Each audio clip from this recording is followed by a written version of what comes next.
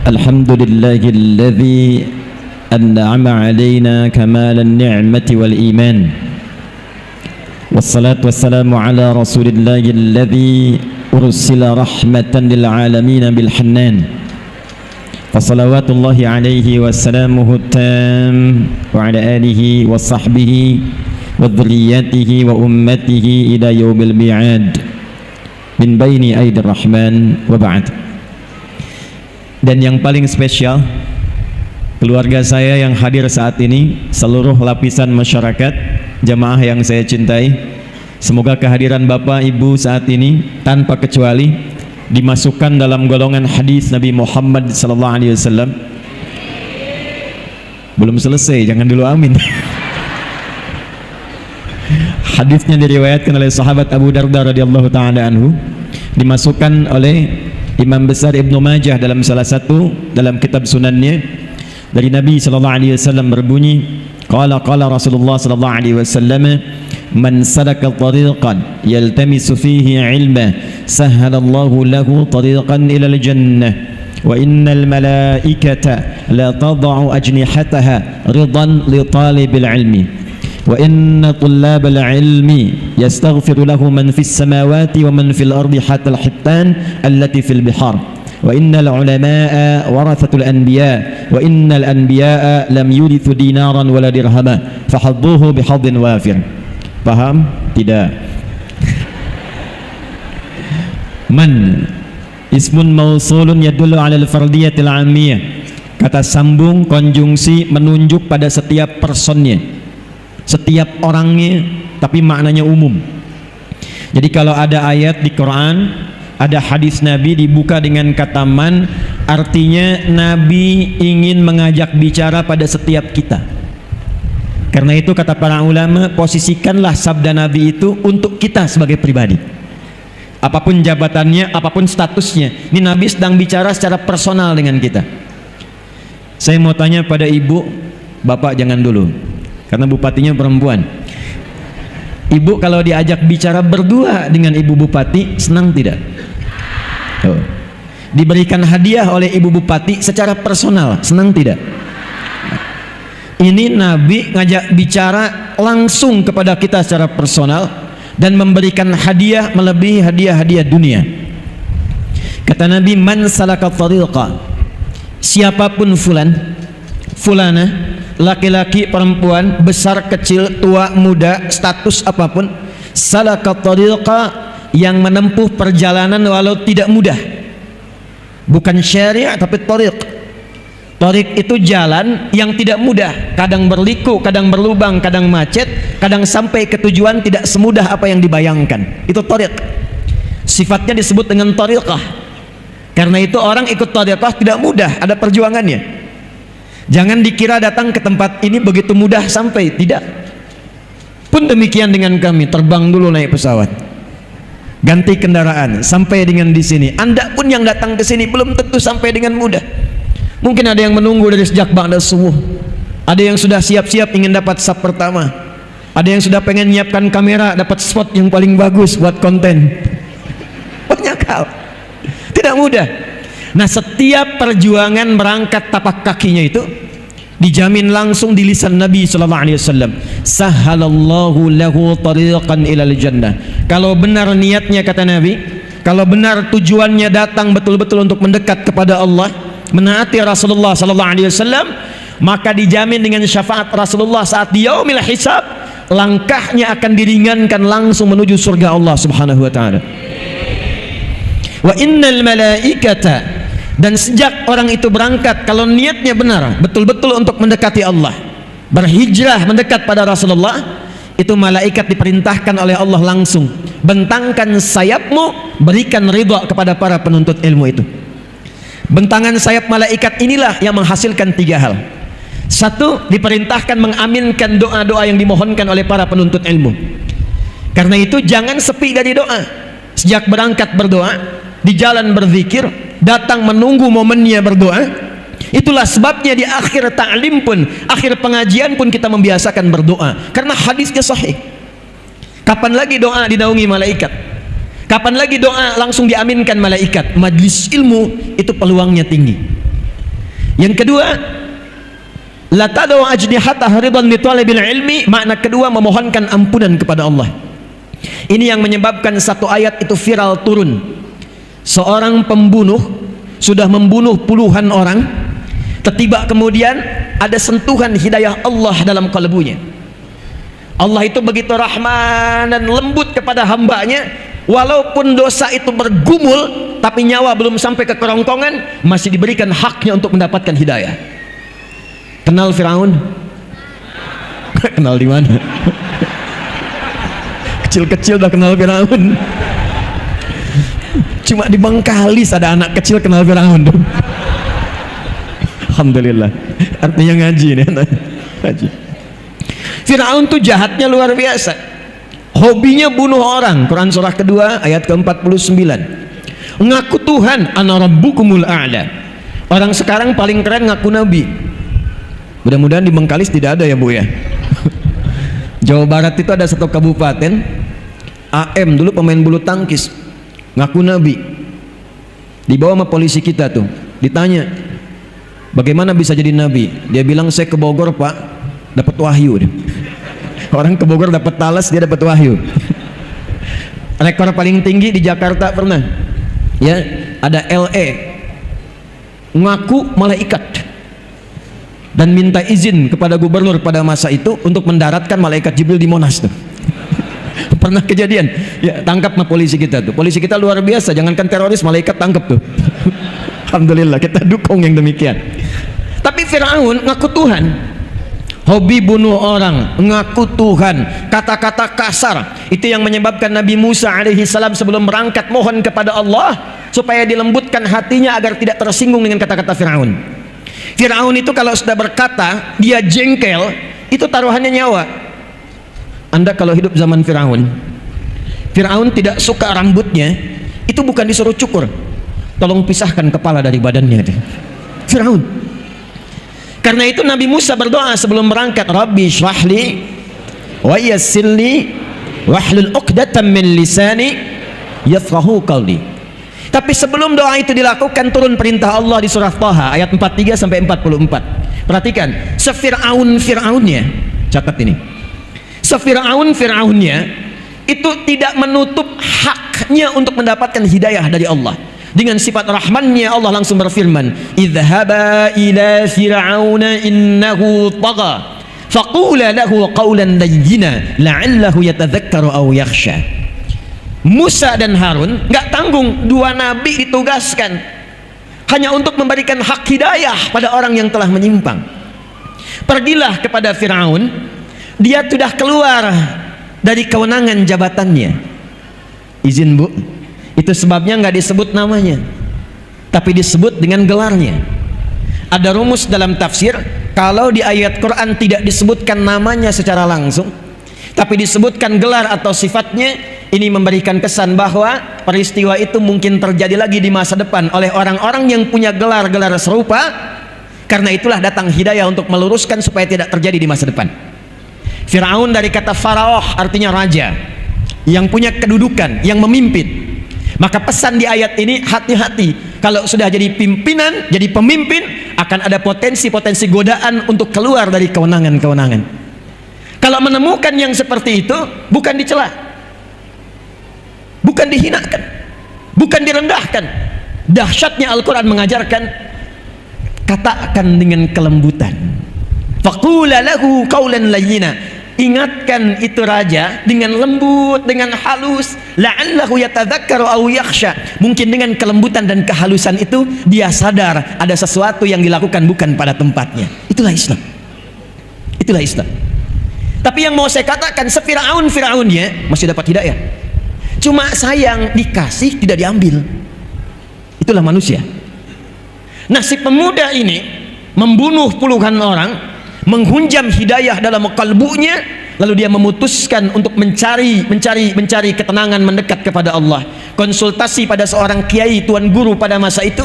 Maka disampaikan oleh tuan guru itu, yang bisa membimbing Anda bukan saya, tapi syekh di tempat fulan. Maka berangkatlah orang itu, diisi di perjalanan dengan memohon ampunan kepada Allah, menyesali dosa-dosanya. baru di pertengahan dari jaraknya lebih sejengkal, belum sampai ke tujuan, tiba-tiba malaikat maut datang lebih cepat dari apa yang dia bayangkan. Maka wafatlah di perjalanan itu, hanya modal istighfar untuk menuntut ilmu, istighfar untuk taubat, berada di pertengahan jarak lebih sejengkal. Maka apa yang kemudian disampaikan oleh Allah, diperintahkan pada malaikat, taubatnya saya terima, amalan sejengkal itulah amalan pertama yang dia lakukan setelah taubat, yang mengantarkan dia pada ridha dan jannahnya Allah subhanahu wa ta'ala. Turunlah Quran surah keempat An-Nisa ayat 100 untuk memberikan motivasi, termasuk penjabaran dari kisah ini. Wa may yuhajir fi sabilillahi yajid fil ardi muraghaman katsiran was'a wa may yakhruj min baitihi muhajiran ila Allahi war rasul. Perhatikan kalimatnya, thumma yudrikhul maut faqad waqa'a ajruhu 'ala Allah. Siapa yang berniat mengikuti spirit hijrah. Spirit hijrah bahasa Arabnya disebut hijriyah. Iya-nya untuk ikut, taknya untuk sifat. Hijrah itu peristiwanya. Saya ulangi, hijrah peristiwanya. Karakternya, sifatnya, tuntunannya itu tambah tak di ujungnya setelah ya nisbah. Kalau kita ingin ikuti spiritnya, membawa pedomannya, kita terapkan dalam kehidupan, maka rubah kalimatnya dari kata hijrah menjadi hijriyah. Kenapa kalender Islam disebutnya dengan hijriyah? Untuk memberikan kesan kepada kita bahwa setiap hari, setiap pekan, setiap bulan, dan dievaluasi setiap perganti tahun, usahakan orang-orang Islam itu selalu mengambil, belajar dan mempraktekkan spirit-spirit hijrah yang pernah diajarkan oleh Rasulullah SAW. Itu rahasianya kenapa disebut hijriyah. Jadi kalau mau lebih tepat kalimatnya 1445 hijriyah. Itu lebih tepatnya. Saya kembalikan terlebih dahulu, siapa yang mau belajar dari spirit hijrah ini dan dia mau menaati Allah dan Rasulnya, maka kata Allah, kalau masih ajal ada untuk berkehidupan, masih belum tiba wafatnya, akan dirubah keadaannya menjadi lebih baik, lebih makmur, dan lebih sejahtera dalam kehidupannya. Nanti saya berikan rahasia kenapa Nabi Muhammad diperintahkan hijrahnya dari Mekah ke Yathrib, bukan ke tempat lain. Dan itu pembuktian dari spirit hijrah. Tapi kalau ada yang berangkat sampai di sini, kemudian pulang ke rumah, belum sempat melihat hari esok, tiba-tiba meninggal dunia. Dengan niatnya saja, kata Allah, saking dahsyatnya kita berkumpul hari ini. Apalagi niat kita meneladani sifat hijrah, saking dahsyatnya. Kalau benar niatnya, betul tujuannya, dia wafat, diterima oleh Allah taubatnya, digugurkan dosanya, dan berpotensi dicatatkan amalannya untuk mengantarkan pada surganya Allah subhanahu wa ta'ala. Itu ayat Qurannya. Nah sekarang kita masuk pada inti bahasannya. Apa sajakah spirit-spirit hijrah itu? Bagaimana bisa kita terapkan minimal di wilayah Kabupaten Bengkalis ini dengan 11 kecamatan, 200.000 jiwa kurang lebih, potensi zakat malnya bisa 700 sampai 800 juta per bulan nih. Seperti apa kita kemas itu melalui spirit hijrah? Ini yang akan kita mulai pembahasannya di pagi hari ini insyaallah. Jadi yang tadi mukaddimah itu. Baik, saya mau tanya sebentar, Bu. Nabi hijrah dari Mekah kemana? Ya, salah. Kompak jawabannya, tapi salah. Pak, Nabi hijrah dari Mekah kemana? Yathrib. Ini yang benar. Jadi selama ini kita mendengarnya Nabi itu hijrah dari Mekah ke Madinah. Itu jadi setelah Nabi ada di sana. Sebelumnya bukan Madinah, sebelumnya Yathrib. Anak keturunan dari Nabi Nuh alaihissalam yang mengembara sampai di wilayah itu masih kosong, maka pada masa itu orang pertama yang menemukan tempat dinamai dengan nama orangnya. Sebabnya kita menemukan di Palestina ada wilayah Kanaan, ya. Kemudian di wilayah yang tadi disebutkan 400 km dari Mekah kita temukan nama Yathrib, termasuk keturunan Nabi Nuh alaihissalam. Nanti nasabnya sejajar dengan Nabi Muhammad yang juga keturunan Nabi Nuh alaihissalam. Dari jalurnya Nabi Ismail ke Nabi Ibrahim alaihissalam. Muhammad sallallahu alaihi wasallam bin Abdullah bin Abdul Muttalib bin Hashim bin Abdul Manaf bin Qusay bin Murrah bin Kilab bin Ka'ab bin Ghalib bin Fihr bin Lu'ay bin Malik bin Nadar bin Kinana bin Khuzaimah bin Mudrikah bin Ilyas bin Nizar bin Mudar bin Ma'ad bin Adnan bin Addi bin Adri bin Muqawwam bin Nagur bin Tarikh bin Ya'rub bin Yasjub bin Nabit bin Ismail alaihi salam bin Ibrahim bin Azar atau bin Nagur bin Abir bin Kinan bin Arfakhshad bin Sam bin Nuh alaihi salam. Ketemu di situ. Bin Mihlail bin Matusyala bin Kinan bin Anwas bin Thith bin Adam alaihi salam. Ayo coba ulangi. Ayo. Nah, Yathrib ini kemudian menemukan tempat itu, lalu berkumpullah orang-orang yang datang duluan. Itu banyak yang datang dari Yaman awal-awal ke situ. Makanya Yaman kata Nabi itu punya karakteristik pada umumnya lembut karena daerah pegunungan dan banyak pertanian. Memberikan pengaruh secara psikologi, orangnya lembut, ramah. Terbawalah ke daerah Yathrib, ramah. Ada viral-viral di era setelah Nabi Musa alaihissalam akan ada nabi terakhir, orang hebat, orang ramah, orang lembut, orang toleran yang kelak akan mulai berdagang, datang pertamanya ke wilayah Yathrib juga dan kelak hijrah ke sana. Maka berbondong-bondonglah orang Yahudi pun datang ke wilayah itu. Salinglah kemudian berkumpul dan muncul sifat keyahudiannya. Dimonopoli ekonominya, pasar dikuasai, riba muncul, ketimpangan muncul. Maka yang terjadi apa? Maaf, tidak stabil ekonominya. Dua, konflik muncul, fitnah muncul, pertikaian muncul. Suku besar Aus dan Khazraj diadu domba, 600 tahun tidak selesai konfliknya. Jadi kalau di Aus, kecamatan Aus ini ada yang meninggal, di Khazraj pun harus ada yang wafat. Ekonomi tidak stabil, konflik sosial tinggi, kriminal banyak, sampai orang Arab menyimpulkan kalau Anda ingin lihat sejelek-jeleknya pasar setelah pasar yang di Irak itu, maka pasar yang paling jelek di wilayah Arab wilayahnya Yathrib. Nggak ideal. Tapi yang paling menarik, kenapa Nabi Muhammad SAW diperintahkan oleh Allah hijrahnya ke Yathrib? Padahal Taif sudah maju. Taif itu maju, buah-buahannya banyak, kotanya bagus. Tapi qadarullah begitu masuk Taif kok dilempari, jangan masuk sini. Itu ada hikmahnya. Itulah sebabnya ketika malaikat penjaga dua gunung turun mengatakan, ya Rasulullah, ya Muhammad sallallahu alaihi wasallam, mud yadaika ila as-sama' kama qala, angkat tanganmu ke langit, mohonkan pada Allah supaya aku mengangkat dua bukit ini untuk menghimpit semua orang Taif itu yang telah melemparimu. Kata Nabi, lah, jangan lakukan. Fa innahum qaumun la ya'lamun. Karena mereka cuma kaum masyarakat yang belum paham saja, belum tahu. Ini manhaj dari Nabi. Kalau ada orang belum tahu, jangan dicela, tapi minimal didoakan, lantas diberitahu. Mungkin dengan doa itu dia menjadi tahu dan menjadi baik di kemudian hari. Maka kata Nabi, kalau insya Allah aku bermohon pada Allah, akan muncul di bumi Taif laki-lakinya, perempuannya, remajanya, anak kecilnya, yang mereka mengatakan asyhadu an la ilaha illallah wa asyhadu anna Muhammadar Rasulullah. Singkatnya, terjadi peristiwa Isra Mi'raj. Setahun setelah itu langsung berangkat ke Yathrib. Ini yang akan kita terangkan, ini yang akan kita bahas. Nabi dalam waktu singkat, kalau sekarang dibawa ke Indonesia 2 periode kepemimpinan lah Bu ya. Ya, 5 kali 2 10 tahun itu cuma 10 tahun yang tadinya terbelakang, tidak punya peradaban, konfliknya tinggi, ekonomi tertinggal, segalanya nggak nampak ideal, tiba-tiba berubah jadi suasana kota yang mencerahkan dan viral di antara Arab. Kalau mereka bertanya, mana pasar yang paling bagus? Itu tuh Madinah. Suasananya sudah berubah jadi kota.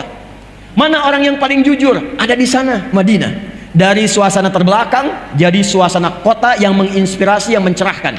Dalam bahasa Arab, kota yang menginspirasi, mencerahkan disebut dengan Al-Madinah Al-Munawwarah.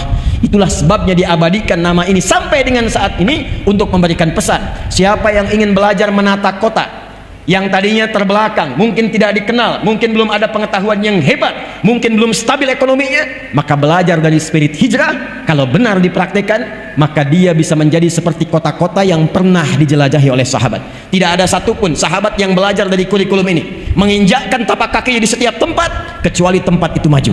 Lihat Andalus, Iberia, Spanyol, Portugal. Itu sebelum Ronaldo lahir.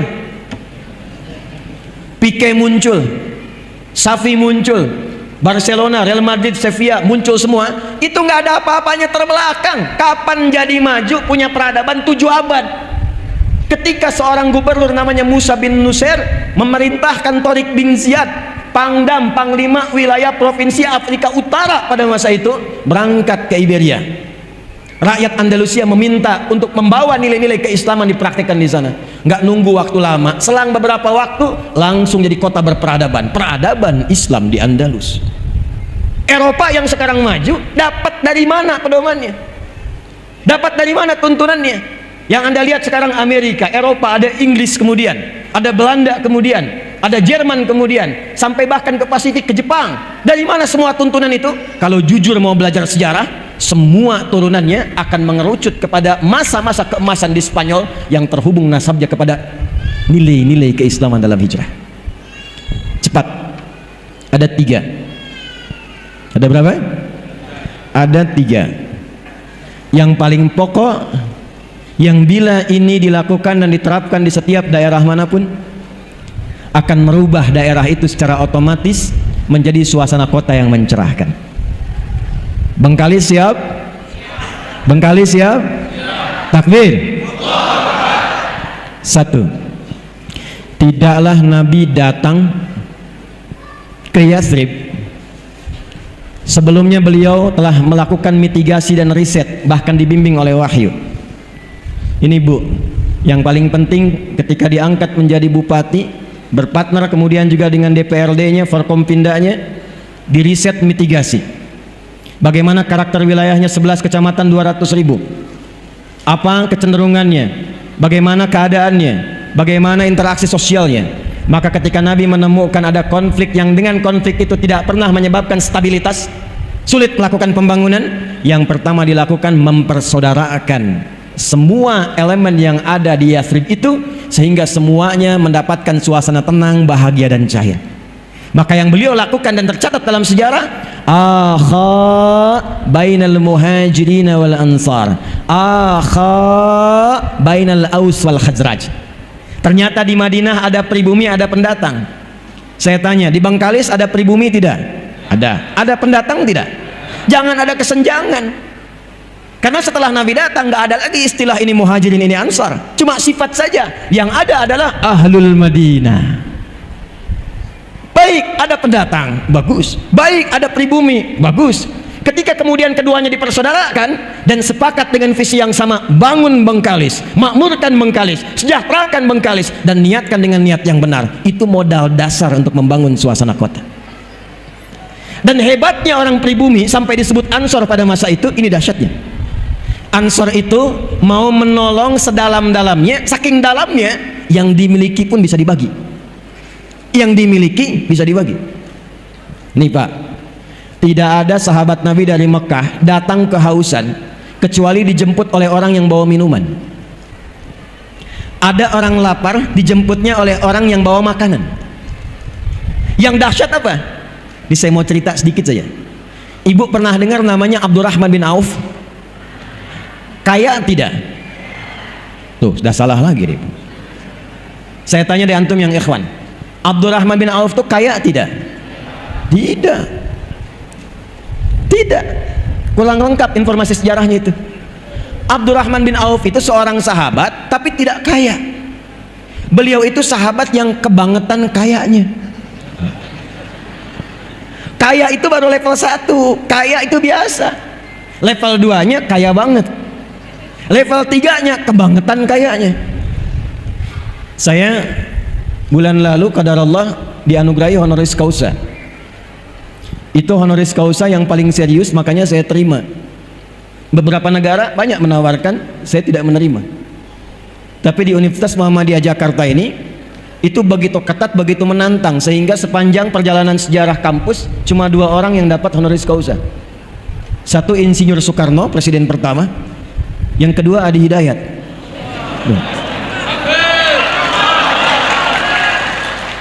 Dan itu 2 tahun. 2 tahun. Mesti dilihat kualifikasinya, mesti bikin karya ilmiah. Karya ilmiahnya diuji oleh semua profesor yang ada di situ. Di antara riset yang saya lakukan adalah bagaimana mentransformasikan pendidikan, menjadikan pendidikan itu bisa membangun peradaban dan kemanusiaan. Salah satu inti risetnya, meriset tentang perubahan orang Islam sebelum hijrah dengan setelah hijrah. Saking kaya bangetnya Abdurrahman bin Auf, kebangetan kayanya, saya konversi nilai kekayaannya, kalau dulu dikonversi ke sekarang, itu jumlahnya sekitar 72.000 triliun. Elon Musk itu baru turun hartanya dari 3.000 jadi 2.800. Jeff Bezos cuma 1.800. Orang paling kaya sekarang 3.000 triliun. Abdurrahman bin Auf 72.000 triliun. Kebangetan gak tuh? Utsman bin Affan itu hampir 50.000 triliun. Bahkan di antara asetnya masih ada sekarang setelah 15 abad. Anda kalau nanti umrah atau haji ke Madinah, saya doakan yang belum berangkat insya Allah berangkat ya. Ya, tidak cukup dengan amin, nabung ya. Nabung. Nanti ke Madinah itu ada hotel. Hotelnya namanya Wakaf Utsman bin Affan. Punya hotel setelah 15 abad, orangnya nggak ada. Investasinya cuma beli sumur plus beberapa kebun. Diwakafkan karena dulu dimonopoli Yahudi. Sekarang oleh pemerintah Saudi dialih fungsikan jadi hotel. Hasilnya disimpan di tabungan atas nama Utsman bin Affan, disedekahkan untuk umat Islam seluruh dunia. Orangnya nggak ada, punya tabungan di Bank Saudi. Ini orangnya ada, belum tentu punya tabungan. Gimana bisa begitu? Kebangetan nggak tuh? Kebangetan. Jadi kalau ada orang kaya, baru kaya. Ya, OKB orang kaya, baru OBK orang baru kayanya. Kaget jadinya. Ya, itu belum ada apa-apanya. Jalan-jalan pakai emas 2 kilo misalnya kan, itu belum apa-apa bu, dicek imitasi. Pakai mobil kayak yang bagus Lamborghini, dicek minjem, ya cuman endorse. Itu belum masuk levelnya, yang dulu kaya beneran. Tapi kapan itu terjadi? Ternyata setelah hijrah. Setelah hijrah. Nah yang ingin saya ceritakan, itu beliau itu saat memilih hijrah nggak mudah. Orang Quraisy mengatakan, lihat kalimatnya, kalau engkau ingin berangkat hijrah ke tempat yang Muhammad tuju, silahkan berangkat. Kami nggak akan ganggu, nggak akan persekusi, bahasa sekarang ya, nggak akan eksekusi. Cuma harta yang ada di kamu sekarang kami rampas, silahkan berangkat dengan pakaian yang melekat di badan saja. Orang Quraisy ingin menunjukkan pada masyarakat kalau hijrah itu jatuh fakir, hijrah itu terhina. Hijrah itu tidak akan pernah sukses. 400 km kurang lebih harus ditempuh dari Mekah ke Yathrib. Jalan kaki, jangan harap ada kendaraan seperti sekarang. Belum tentu selamat. Saya tanya bapak dah. Bapak kalau disampaikan, pilih mana? Hijrah berangkat dari sini, misal harus jalan ke Bekasi, atau tinggal di sini di Kecamatan Mandau dengan segala fasilitas yang luar biasa, mobil mewah, rumah megah, harta banyak, atau tinggalkan semua itu untuk mendapatkan hidayah Allah, pakai pakaian melekat di badan saja ke Bekasi. Pilih tinggal atau berangkat? Jawabnya pelan banget, tinggal. Emang nggak mudah. Nanti kita lihat kuncinya apa. Ternyata Abdurrahman bin Auf memutuskan, saya berangkat. Nanti kita akan belajar pada kunci yang ketiga. Kalau ini ada dalam jiwa kita, dunia kecil lewat semua. Kuncinya 3. Nanti yang ketiga itu yang akan kita ambil. Tapi yang dahsyat, istri ditanya bu, karena memang kalau masalah hijrah suami istri itu kadang-kadang juga belum tentu sama semua. Istrinya ditawari, tenang bu, maaf ya, saya ke perempuan dulu, ke akhwat. Kata orang Quraisy, kalau kamu ikut suami, pakai pakaian yang melekat di badan saja, silahkan berangkat, belum tentu selamat. Tapi kalau kamu memilih tinggal di Mekah, kami berikan semua harta suamimu, kami jamin keamananmu, dan kami berikan kesempatan pilih laki-laki manapun terbaik di Mekah ini untuk dinikahi, kami fasilitasi pernikahannya. Tenang ya pak, tenang bu, anggap suami bapak nggak ikut saat ini. Kalau ibu ditawari seperti itu, silahkan berangkat dengan pakaian yang melekat ikut suami, atau tinggal di Bangkalis ini, semua harta suami diberikan, difasilitasi, boleh nikah manapun pria yang diinginkan, difasilitasi oleh pemerintahan setempat. Ibu kalau ditanya demikian, saya tanya, ikut suami atau tinggal? Jujur. Masa? Aduh. Kemarin uang bulanan telat aja langsung bikin status. Engkau tidak seperti yang aku kira. Nggak nyangka ya, padahal nyangka tuh. Ternyata istrinya memilih untuk tinggal. Ya ini belum selesai kisahnya. Nih Ansor bu, Pak Ansor. Nanti saya turunkan ke program ini maksudnya. Begitu berangkat, sampailah kisah ini viral sampai ke Yathrib. Dijemputnya oleh orang paling kaya yang ada di Yathrib, yang kebun kurmanya paling banyak, asetnya paling banyak. Dijemput kemudian ditawari karena beliau menyimpulkan, belum tahu nih, punya sesuatu dalam hatinya, belum tahu. Beliau menyimpulkan kalau orang pernah kaya tiba-tiba jatuh fakir, maka akan kesulitan mengelola gaya dan karakternya, karena umumnya apa yang dimiliki seperti itu gayanya. Kalau cuma sepeda, naiknya naik angkot, turunnya kan menunduk tawaduk, setelah itu sedekah. Udah punya mobil bagus, pakai jas, gayanya kan beda, buka pintu aja udah nggak bisa, udah lain. Nah itu rumusnya dalam fisika bab gaya, F1 sama dengan F2, apa yang masuk itu yang keluar. Tapi kan belum selesai, ada namanya hukum Pascal, hukum tekanan. F berbanding lurus dengan P, gaya berbanding lurus dengan tekanan. Semakin banyak gaya, semakin tertekan hidupnya. Itu yang menyebabkan orang banyak gaya itu banyak tekanannya, padahal kredit mobilnya.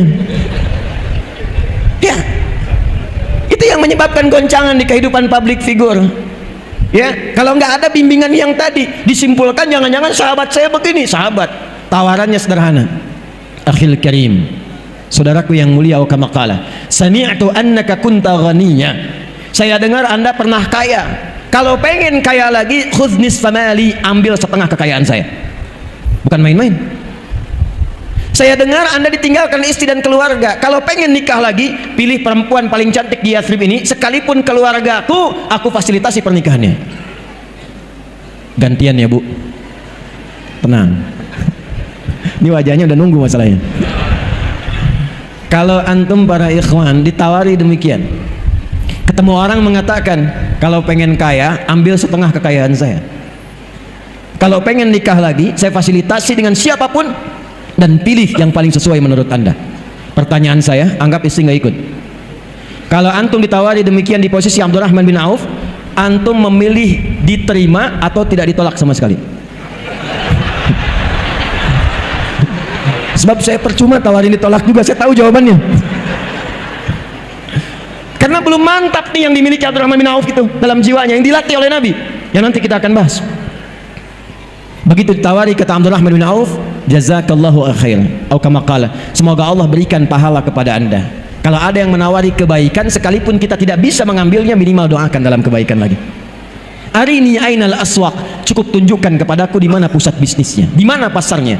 Cuman dalam 2 tahun mempraktekkan apa yang Allah kemudian bimbingkan lewat Rasulullah, berubah jadi orang terkaya nomor 3 di Yathrib. Cuma dalam 3 tahun menjadi orang terkaya nomor 1 di Yathrib, dan jadi orang paling hebat di masanya dalam hal kekayaan. Apa yang dicontohkan oleh Nabi, mempersaudarakannya itu bu, Pak. Maka bagaimana cara prakteknya? Saya pernah menyampaikan rumusan ini di beberapa kota, kabupaten dan provinsi di Indonesia, dan hasilnya cukup signifikan. Bu, Pak, pemangku kepentingan, ada hadis Nabi memberikan isyarat akan tiba satu masa, pasar-pasar itu diaksesnya akan sangat cepat sekali. Bahasa kitanya akan muncul era digitalisasi. Pada masa itulah terjadi, kata Nabi, taqarrubul zaman. Masa itu begitu singkat, setahun kayak sebulan, sebulan kayak sepekan, sepekan kayak sehari, sehingga semua cepat, mudah diakses. Sekarang saya ceramah, sekarang bisa diakses di Amerika, sekarang bisa diakses di Saudi Arabia, cepat sekali. Maka manfaatkanlah teknologi itu buat program. Contohnya Amin Ansor Muhajirin. Mitigasikan 11 kecamatan siapa yang sudah matang masuk kualifikasi Ansor. Klasifikasikan kelas menengah ke bawah itu dalam klasifikasi Muhajirin. Bikin aplikasi, masa nggak ada yang bisa satupun 200.000 orang? Hire seorang datang, bikinkan aplikasi. Dari situ buatkan tagline-nya Amin Ansor Muhajirin. Masukkan ke aplikasinya, jadikan kemudian persaudaraan setiap kecamatan itu. Kalau ada satu desa membutuhkan sesuatu, tinggal masukkan aplikasi. Di sini butuh pengeboran air. Siapa dari kalangan Ansor yang kira-kira ingin terlibat di dalamnya? Itu tanpa harus menggunakan anggaran belanja daerahnya. Setiap orang bisa tergerak untuk membantunya. Karena semua manusia punya fitrah. Jadi kalau satu butuh kompor, tidak harus minta bupati. Begitu viral, muncul, akan datang yang lain. Saya bagian kompornya. Yang satu mengatakan, saya bagian berasnya. Itu rumahnya akan rubuh. Kita ingin punya gerakan untuk perbaikan rumah. Viral kan? Sebengkalis muncul. Jadi Ansor Muhajirin. Kalau semua ini dipersaudarakan dan dilatih dalam sholat berjamaah, dilatih dalam sholat berjamaah, demi Allah saya katakan kuat safnya itu. Itulah hijriyah. Jadi satu Al-Muharram itu bukan datang ngundang penceramah, kadang-kadang yang kondang ceramah, dengar, pulang, bukan sekedar itu. Begitu banyak yang dikeluarkan, persiapan, kadang anggaran, kadang biaya, kadang pikiran. Kalau kita nggak dapat apa-apa, rugi. Pulang dari sini siap bersaudara? Siap. Awas jangan sampai sholat tapi nggak kenal siapa yang ada di sampingnya. Itu nggak diinginkan. Makanya disebut jamaah. Jamaah. Nggak, jamaah itu apa? Jamaah itu sifatnya disebut al-jumu'ah. Akar katanya al-jam'u. Al-jam'u itu duduk, kenal antar yang duduk, saling memperhatikan di antara yang duduk. Itulah al-jam'u.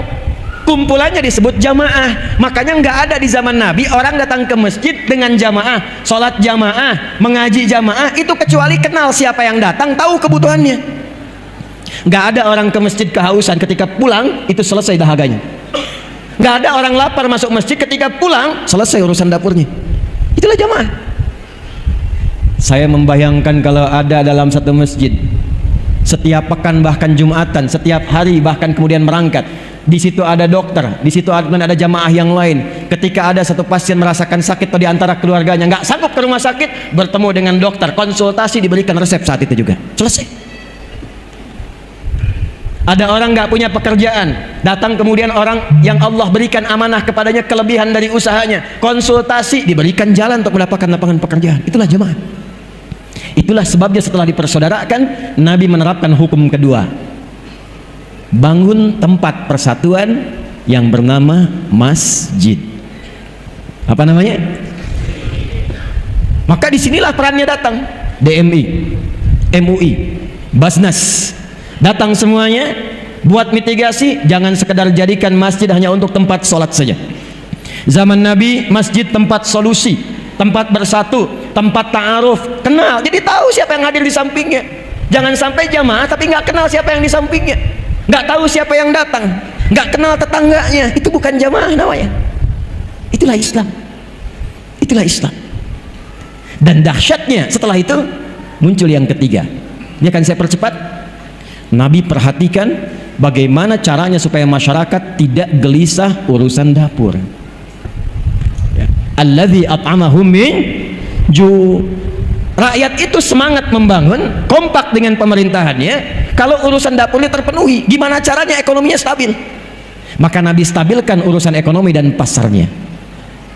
Disepakati bikin piagam Madinah, harga sekian, diviralkan. Hei, kalau yang butuh gandum, tutup yang itu saja. Kalau yang butuh pakaian, itu orangnya yang gitu.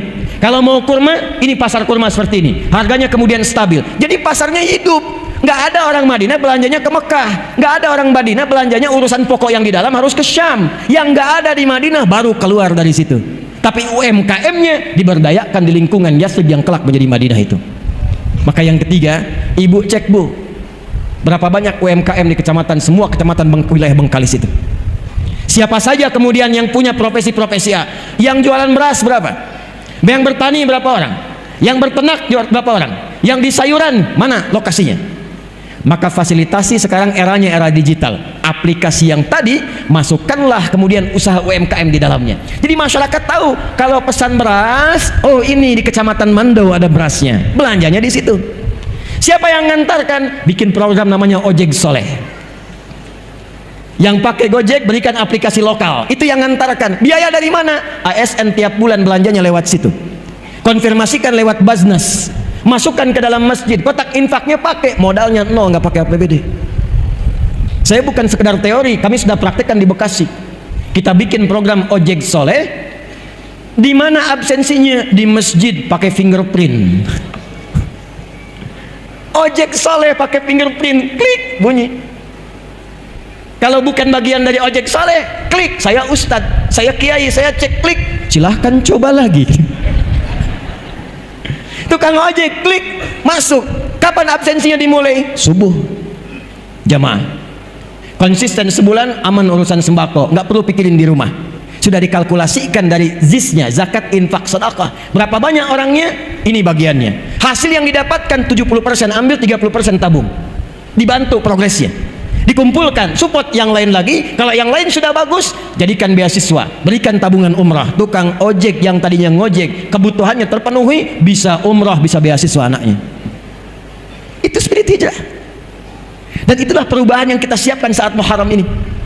Kalau bisa kita siapkan demikian, akur tempatnya, demi Allah saya katakan, apa yang terjadi di tempat lain, kegelisahan, maaf, coba cek berita tiap hari sekarang. Tiap hari kumpulkan, bandingkan setiap portal berita, demi Allah saya yakin 85% isinya kriminal semua. Tanya sama teman-teman polisi kita tuh, tentara kita. Saya kalau buka berita, yang terlihat pertama kali korupsi, pencurian, penjamretan, pembegalan, zina, perkosaan, puncaknya pembunuhan. Ini nggak pernah terjadi. Yang dahsyat itu, yang tadinya jahiliyah, semua khatam perbuatan tadi, khatam, zina semua jenisnya khatam. Mabuk paling amatir 5 kali dalam sehari, paling amatir. Pembunuhan hampir tiap hari. Tapi setelah peristiwa hijrah, semua aman, damai, tentram, tingkat kriminalitas nyaris 0,sekian% saja. Selesai. Maka berubahlah kemudian kota Bengkalis ini menjadi Al-Madinah Al-Munawwarah. Paham? Baik. Bagian penutup di prakteknya. Saya mau tanya, apakah semua yang di Bengkalis ini muslim saja? Tidak. Ada non-muslimnya? Apa semua yang tinggal di Madinah itu hanya semuanya muslim? Tidak. Ada Yahudinya? Ada. Ada non-muslimnya? Kok bisa kompak? Kok bisa rukun? Kok bisa maju? Di antara faktornya, Nabi menanamkan nilai-nilai toleransi yang luar biasa yang langsung dicontohkan oleh umat Islamnya. Apa di antara prakteknya? Yuk kita lihat contohnya. Saya berikan 2 saja. Ibu ada yang suka masak, Bu? Ada yang suka masak? Alhamdulillah. Lihat, masih ingat hadis Nabi ini? Jika Anda masak makanan, baunya sampai ke tetangga, maka bagilah makanan itu walaupun ibu hafal hanya kuahnya. Jadi ibulah yang masak opor, ibu makan ayamnya, ibu bagi kuahnya ke tetangga, gitu kan? Saat ibu bagi, tetangga, kenapa cuma kuahnya, Bu? Hadis Nabi. Gitu ya. Itu maksudnya, kalaupun ada bumbu-bumbu yang kadang orang salah paham karena mencium bau tak sesuai masakannya.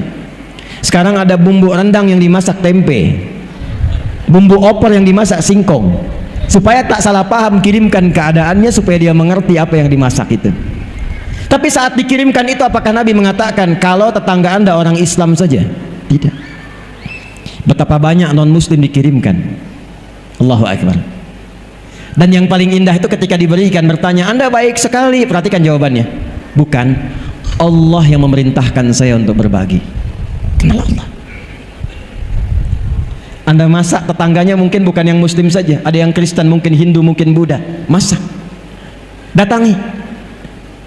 Anda sampaikan begitu keluar, pagi Bu, ini kebetulan saya masak rendang 1 panci. Ibu baik sekali. Bukan, Allah yang memerintahkan saya berbagi. Maka selama hidup dia kenal kalimat Allah dari lisan ibu. Besoknya dia kembalikan panci, Bu, yakin saya dia sudah bisa mengucapkan Assalamualaikum. Tuh. Ibu keluar, Waalaikumsalam. Ibu mau mengembalikan panci? Iya. Sekaligus nanya, kira-kira hari ini Allah perintahkan berbagi lagi enggak? Antum pernah dengar hadis tentang tanaman? Kalau Anda punya tanaman, buahnya kemudian merayap ke wilayah tetangga, maka hakun mustarak, buahnya milik bersama. Pertanyaan saya, dipraktekkan nggak? Punya mangga, bagian buahnya itu sebagian ke tetangga, Itu hak Anda dan hak tetangga. Kalaupun dia non muslim, datangi, sampaikan, ketuk pintunya. Saya mau ngasih tahu, apa Pak? Itu ada buah mangga. Oh iya, punya Bapak kan? Betul, saya yang punya pohonnya, tapi buahnya itu kebagian wilayah pekarangan Anda. Daunnya jatuh ke tempat Anda, Anda yang melihat matangnya. Jangan sampai Anda membersihkan daunnya, kami yang makan buahnya. Itu adalah hak kita bersama. Kalau ingin ambil, ambil. Jangan pernah bertanya pada saya, karena itu hak Bapak dan Ibu juga. Dia tanya, dari mana ketentuan itu? Allah yang memerintahkan kami berbagi. Kenal Allah, nikmat.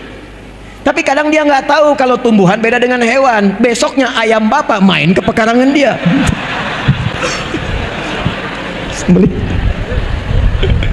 Dia datang siang-siang ketemu Bapak, Masya Allah Pak, Tuhan Bapak itu luar biasa katanya. Kemarin kami dikirim mangga, sekarang dikirim ayam. Itulah keindahan.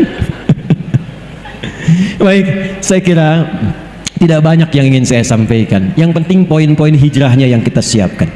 Jadi sekarang saya ingin membawa resolusi kesepakatan bersama demi Bengkalis yang kita cintai ini. 1. Siap bersaudara? Saya tidak ingin mendengar lagi ada orang bertikai di Bengkalis ini. Ada orang yang mengambil hak orang lain. Ada pembegalan di Bengkalis ini. Kalau kita sudah kompak menyiapkan persaudaraan, tunjukkan, berikan inspirasi lewat kegiatan di pagi hari ini ke seluruh wilayah Indonesia, bahwa Bengkalis akan memancarkan cahaya-cahaya kemuliaan sehingga menjadi suasana kota yang menginspirasi dan mendapatkan satu predikat baldatun thayyibatun wa rabbun ghafur. 2. Pemerintah dan masyarakat kompak. Hadis Muslim nomor hadis 1855. Perawinya namanya Auf bin Malik al-Ashja'i. Diriwayatkan oleh Imam Muslim, dicantumkan dalam salah satu kitab sahihnya. Kalau ingin kompak, maka kata Nabi rumusnya sederhana, hadisnya sahih. Khiyaru a'immatikum man tuhibbunahum wa yuhibbunakum wa tusalluna alaihim wa yusalluna alaikum. Kalau Anda ingin menemukan pemimpin-pemimpin yang baik, bupatinya baik, wakilnya baik, DPRD-nya baik, ya, kemudian apalagi Kapolresnya kemudian baik, polseknya baik, kemudian di TNI-nya, Kodimnya, kemudian dan ramilnya baik sampai ke bawahnya, kuncinya satu. Kata Nabi, berusahalah untuk saling mendoakan sehingga tertanam rasa cinta di dalamnya. Doakan beliau-beliau ini, karena hisabnya tidak mudah, tidak ringan Bu. Ada orang kepleset di salah satu kecamatan, yang dihisab Pak Camat, laporannya Bu Bupati. Tidak mudah, didoakan. Dan ketika doa disampaikan oleh jamaah, sampaikan jamaah, hidayah Allah diturunkan. Datang ulama-ulama yang baik dari MUI-nya, DMI-nya, Basnasnya, duduk sama-sama bagaimana caranya memberikan kemaslahatan pada masyarakat. Ibu pun mendoakan, bapak mendoakan. Kalau sudah saling mencintai, maka dilanjutkan. Itulah yang akan menjadikan semua dikumpulkan dalam kebaikan, yang bahkan doa pemimpinnya sulit untuk ditolak oleh Allah Subhanahu wa taala. Kalau Anda kembali, ada masjid, ini sebelum saya tutup, ada masjid tapi nggak ada jamaahnya, tolong data siapa saja tetangga-tetangga muslim yang muslim, siapa saja tetangga masjid yang muslim. Tidak usah diceramahi, tidak usah dimarahi. Sabtu habis subuhan, sebelumnya beli buah, jangan banyak-banyak, 5 aja, masukin kresek plastik. Habis subuh, jamaahnya tengok ke rumahnya, datangi, Assalamualaikum Pak. Salam, sehat Bapak? Sehat. Kami kira sakit Pak, tadi nggak kelihatan di masjid, ini kami bawakan buah. Itu insya Allah zuhur dia ke masjid duluan sebelum Anda datang. Penuh. Setelah itu kerjasama, kuatkan ukhuwah, seimbangkan pasar, kompak kita praktekkan.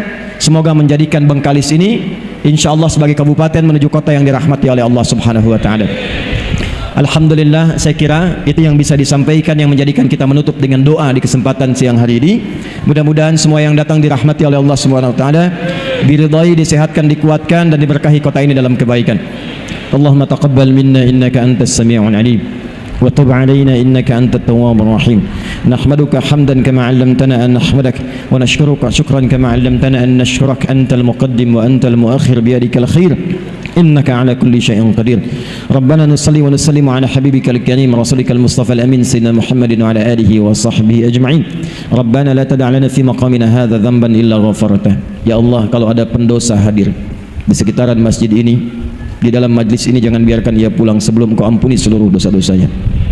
Wala hamman illa farajtah. Jika ada di antara kami yang tengah hadir dengan kegelisahan, jangan biarkan ia pulang kecuali Engkau telah tenangkan keadaan hatinya. Allahumma wala asiran illa yassartah. Ya Allah, Engkau Maha mengetahui, boleh jadi ada satu di antara kami yang datang membawa kesulitan di pekerjaannya, di rumah tangganya. Mohon jangan biarkan ia pulang kecuali Engkau telah angkat dan hilangkan seluruh kesulitannya. Wala maridan illa syafaitah. Jika ada di antara kami yang Engkau uji dengan penyakit seberat apapun, maka mohon angkat dan sembuhkan penyakitnya. Allahumma barik ya Allah hadhil muhafazah baldatan tayyibatan wa tardaha, hadhil baladiyah ya arhamar rahimin kama tuhibbuha wa tardah. Ya Allah, mohon berkahi kota Bengkalis ini, kabupaten ini ya Allah, dengan seluruh penduduknya, para pemimpinnya. Berikan keberkahan yang sempurna yang mendekatkan masyarakat ini kepadamu dengan kedekatan terbaik ya arhamar rahimin. Allahumma ya rabbal alamin ati anfusana taqwaha wa zakkiha anta khairu man zakkaha anta waliyuha wa maulaha alif baina qulubina wa jannibna minat tafruqah. Ya Allah, lembutkan hati kami untuk bersatu dalam kebaikan, jauhkan kami dari perpecahan. Mohon jaga negara kami Indonesia ya Allah dalam keadaan bersatu, baik, tercerahkan, makmur seperti yang Kau ridai. Jauhkan kami dari perpecahan ya Allah yang menuju pada keterpurukan. Ihfad ya Allah ulama'ana waj'alhum mukhlishina lakaddin. Ya Allah, mohon jaga dan berikan hidayah pada para ulama kami. Tuan guru kami adalah ikhlas dalam berdakwah, mencerahkan, menyatukan umat, mengajarkan kebaikan-kebaikan yang mendekatkan kepadamu dan Rasulmu sallallahu alaihi wasallam. Rabbana atina fid dunya hasanah wa fil akhirati hasanah wa qina adzabannar. Wa sallallahu ala sayyidina Muhammad wa ala alihi wa sahbihi ajma'in.